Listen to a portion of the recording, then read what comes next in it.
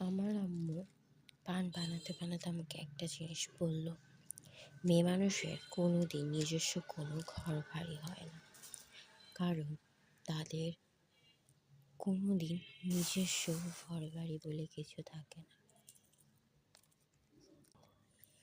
কারণ তাদের শুধু নিজস্ব বলতে তার নিজের পায়ে দাঁড়িয়ে যদি সে জীবনে কোনো কিছু বানাতে পারে তাহলে তাকে বলা হয় নিজের বাড়ি।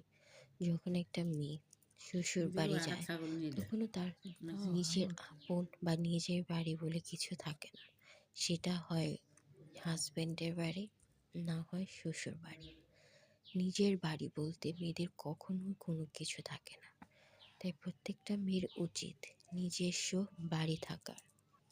কারণ প্রত্যেকটা মেয়েরই সারা জীবন কথা শুনে যেতে হয়, সেটা বাবা মার কাছে হোক, স্বামীর কাছে হোক, বা পরবর্তীতে যখন সন্তান জন্ম নেয় তাদের কাছে হোক। মেয়েদেরকে কখনোই নিজের কিছু বলে দাবিও করতে পারে না। তাই তাদের উচিত জীবনে পড়ালেখা করে নিজের পায়ে দাঁড়িয়ে নিজস্ব বাড়ি বানানো আর নিজের পরিচয় তুলে ধরার। কারণ মেয়েদের ভাগ্য